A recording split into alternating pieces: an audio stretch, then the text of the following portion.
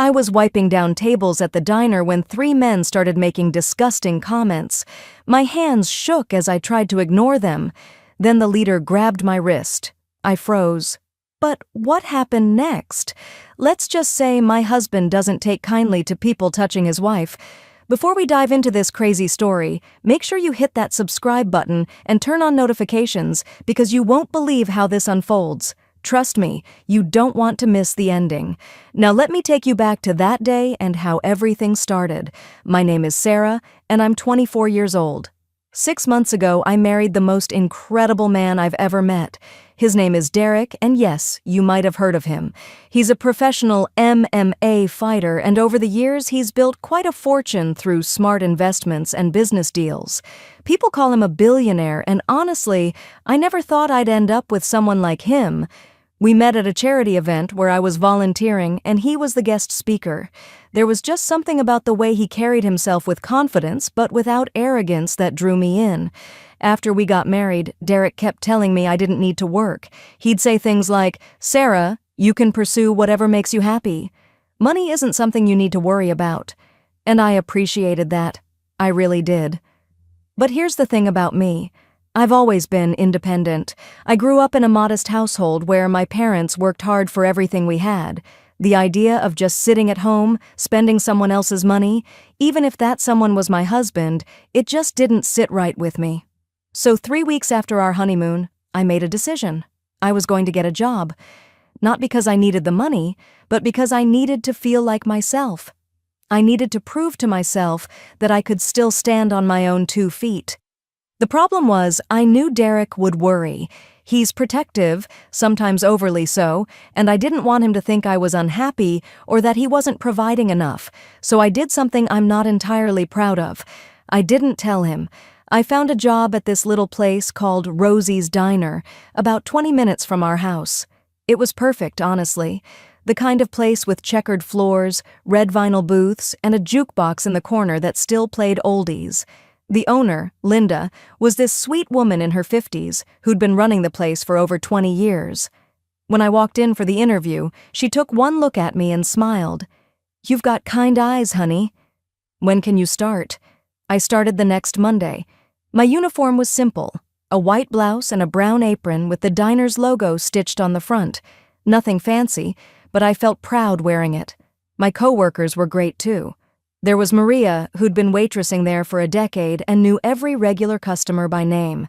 And Kevin, the cook, who always had a joke ready and made the best pancakes I'd ever tasted. The customers were mostly locals, friendly people who left decent tips and treated us with respect. For the first 3 weeks, everything was perfect. I'd leave the house in the morning, telling Derek I was going shopping or meeting friends, and I'd head to the diner. The work was hard, my feet ached by the end of each shift, but I loved it.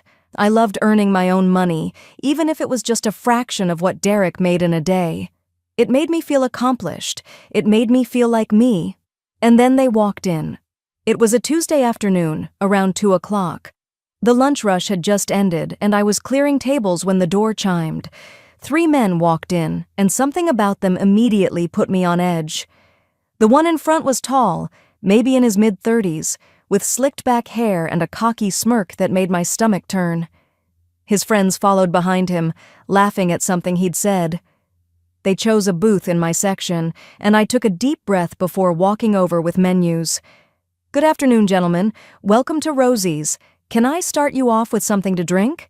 I kept my voice professional, polite, the way Linda had taught me. The leader, I'd later learn his name was Brett, looked me up and down in a way that made my skin crawl. "Well, aren't you a pretty little thing?" "What's your name, sweetheart?" I forced a smile. "I'm Sarah. I'll be taking care of you today." "Oh, I bet you will," he said, and his friends snickered. "We'll take 3 coffees, and make sure you bring extra sugar, honey. Although looking at you, I think we've got all the sweetness we need right here." I felt my cheeks burn, but I nodded and walked away. Maria caught my eye from across the diner and mouthed, "You okay?" I nodded, but my hands were shaking as I poured their coffee. When I brought the drinks over, Brett made a show of brushing his fingers against mine when he took his cup. "Careful now. Don't spill." Those hands looked too delicate for this kind of work. I pulled my hand back quickly. Are you ready to order? They took their time, making jokes, asking inappropriate questions disguised as small talk. You married, Sarah? Nah, a girl like you is probably playing the field, right? When I told them I was married, Brett laughed. Lucky guy. He know his wife's working at a diner? Or are you keeping secrets? That comment hit closer to home than he knew, and I felt a flush of shame. I took their order and got away from that table as fast as I could. When they finally left an hour later, they left a $5 tip on a $40 bill, and Brett winked at me. See you tomorrow, beautiful. I hoped I wouldn't. But he was right. They came back the next day, and the day after that. Each visit got worse. They'd request my section specifically. They'd make comments about my appearance, my body, asking if I had a boyfriend, telling me I was wasting my time with whoever I was with. Brett started getting bolder, touching my hand when I set down plates, letting his fingers linger on my wrist when I handed him the check. His friends would laugh and encourage him, making kissing sounds whenever I walked past their table. Other customers started noticing. I could see the uncomfortable looks on their faces, but nobody said anything. I didn't blame them. What were they supposed to do? I thought about telling Derek every single day, but every time I picked up my phone, I imagined his reaction. Derek isn't just protective, he's got a temper when it comes to people he loves being disrespected. I'd seen him nearly get into fights with guys who just looked at me the wrong way at the grocery store. If I told him about Brett, about the comments, the touching, I knew exactly what would happen. He'd come down to the diner, there'd be a scene, maybe even violence, and then what? He could get arrested. His career could be affected. And all because I couldn't handle 3 jerks at my secret job. So I kept quiet. I tried to handle it myself. I avoided their table as much as possible, kept my responses short and professional, and prayed they'd get bored and stop coming. But they didn't stop. They kept coming back, and each time they pushed a little further. I reported it to Linda after the first week. I told her I was uncomfortable, that these men were harassing me. She sighed and patted my hand. Honey, I know it's not pleasant, but they're customers. Just ignore them. Don't let them get under your skin. They'll get bored eventually. But they didn't get bored. They got worse. By the 3rd week, I was dreading going to work. The stress was eating at me. I wasn't sleeping well. Derek noticed I seemed distracted, but when he asked if everything was okay, I just smiled and said I was fine. The lie tasted bitter, but I kept swallowing it down. Then came that Friday. I'll never forget that day. The diner was packed that evening. Every booth was full. The sounds of conversation and clinking silverware filled the air, and I was running from table to table trying to keep up. I was exhausted, my feet were killing me, and then I heard that familiar, awful laugh. They were back, all 3 of them, walking in like they owned the place. And of course, they sat in my section. I approached their table with my notepad, trying to keep my expression neutral. Good evening? What can I get you? Brett leaned back in his seat, grinning up at me. There's our favorite waitress. You know, Sarah, I've been thinking about you all week. Couldn't wait to come back and see that pretty face. I'll need your order, please, I said, my voice tight. Aw, don't be like that. We're just being friendly. Right, boys? His friends nodded, smirking. You know what? I'll have whatever you recommend, as long as you're the one bringing it to me. I took their order and walked away, my heart pounding. The whole night they were louder than usual, making comments that other customers could hear, calling me over constantly for ridiculous requests just to make me come back to their table. I could feel everyone's eyes on me, could sense the discomfort in the room, but I just kept my head down and did my job. Then it happened. I was carrying a full tray of food to another table, balancing it carefully, when Brett stuck his foot out into the aisle. I didn't see it in time. My shoe caught his boot, and suddenly I was falling. The tray flew from my hands, plates crashing to the floor, food splattering everywhere. The entire diner went silent, except for the sound of breaking dishes and the roaring laughter from Brett's table. I landed hard on my knees, the impact sending a shock of pain up my legs. My face burned with humiliation as I crouched there, surrounded by broken plates and spilled food. Tears stung my eyes, but I refused to let them fall. Not here. Not in front of these people. "Oops," Brett said, his voice dripping with false concern. "Sorry about that, sweetheart. Let me help you." He slid out of the booth and crouched down next to me, close enough that I could smell his cologne. "I've got it," I said quietly, starting to pick up the broken pieces. "You sure? You look a little shaken up." He reached out and grabbed my wrist, holding it tightly. Too tightly. "Maybe you should take a break.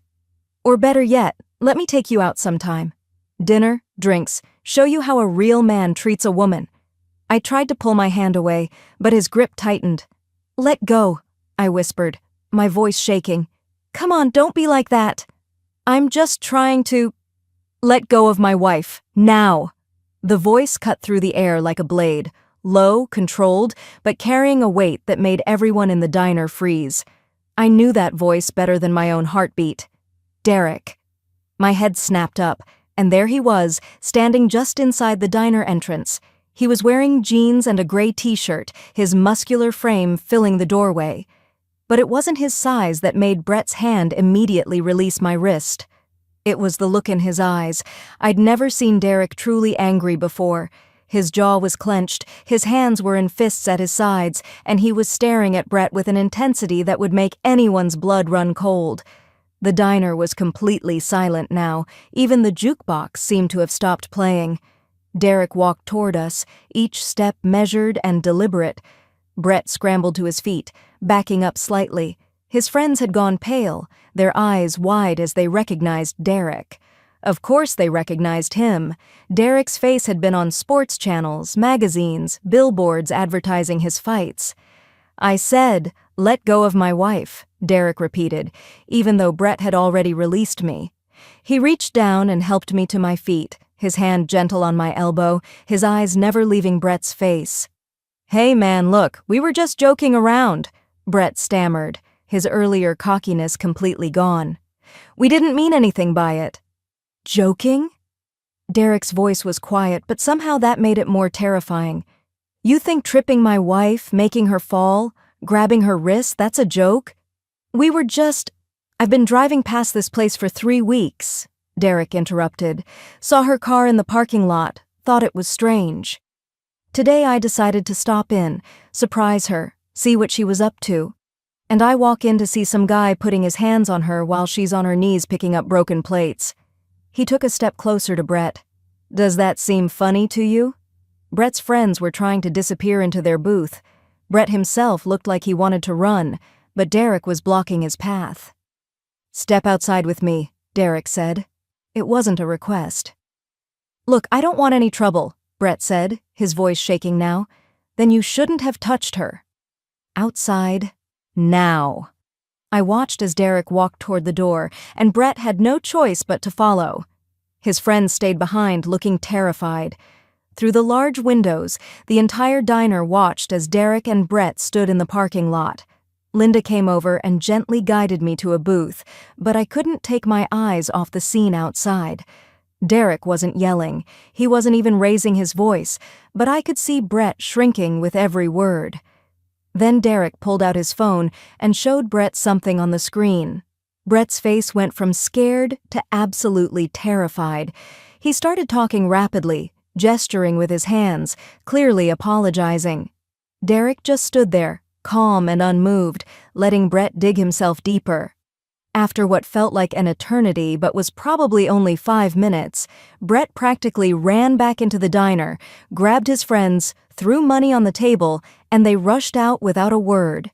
Through the window, I watched them speed out of the parking lot like the devil himself was chasing them. Derek came back inside, and the moment he did, the entire diner erupted in applause.